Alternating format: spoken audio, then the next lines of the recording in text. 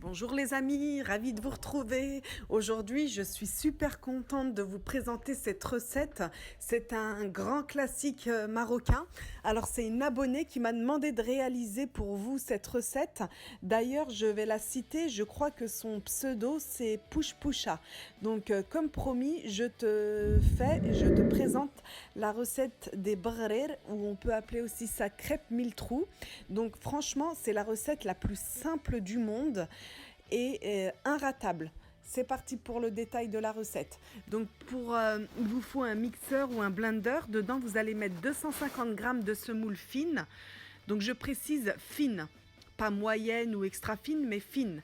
Vous allez ajouter 4 cuillères à soupe de farine. Vous allez voir, c'est trop simple. Même un enfant, il peut faire cette recette.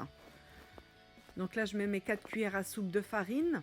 Je vais mettre également une cuillère à café de levure boulangère. Voilà. Je mets tout en même temps dans le blender. Une cuillère à café de sel et 375 ml d'eau. Si votre eau est tiède, c'est encore mieux. Et on va mixer tout ça pendant 3 minutes pour avoir un appareil liquide et lisse. Une fois que vous avez mixé, très important, négligez pas cette étape, on ajoute la levure chimique à la fin. Donc vous allez mettre 2 sachets. Moi, chaque sachet fait 11 grammes, donc le total c'est 22 grammes. On va mettre à la fin les 22 grammes de levure chimique et on va remixer pendant 1 minute.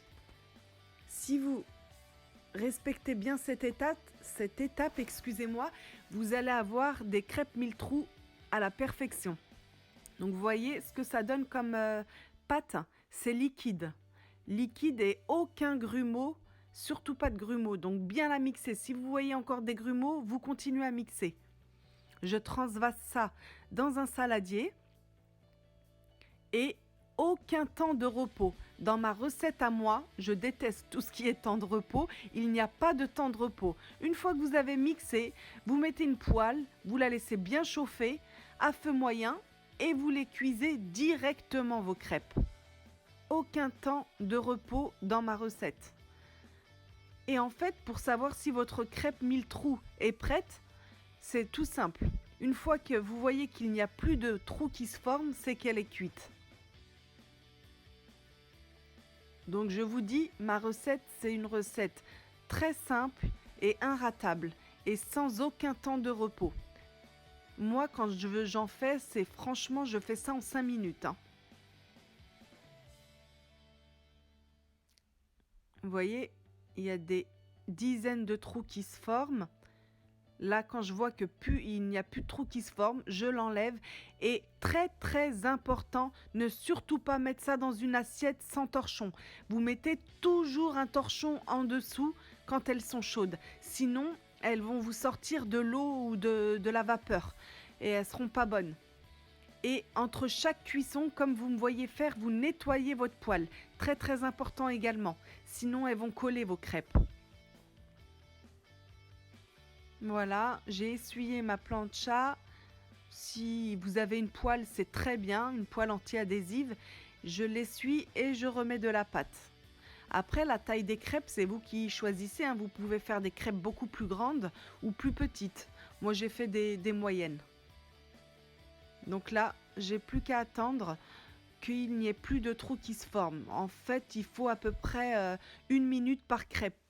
1 minute de cuisson par crêpe. Voilà, je vous montre, je suis en train de me brûler en même temps.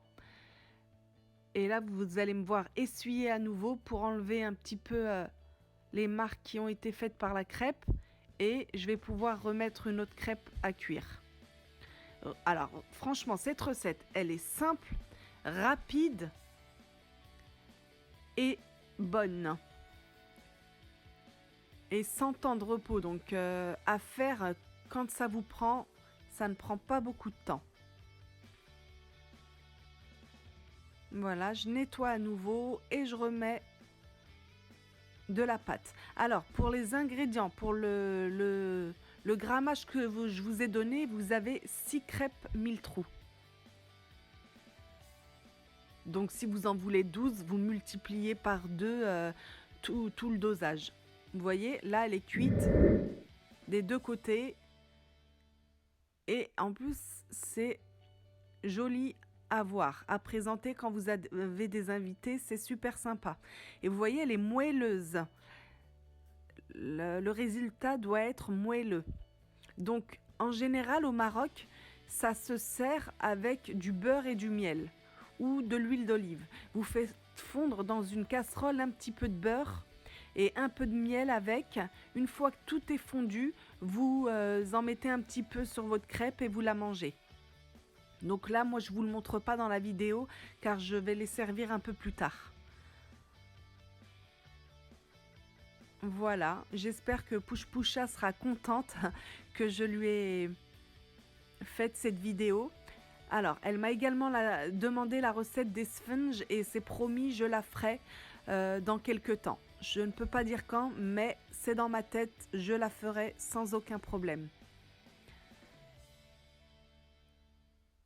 Voilà les amis, je vais vous laisser sur ces dernières images pour voir un petit peu le résultat. Et puis, je vous retrouve, je pense, très bientôt pour une nouvelle vidéo. Au plaisir.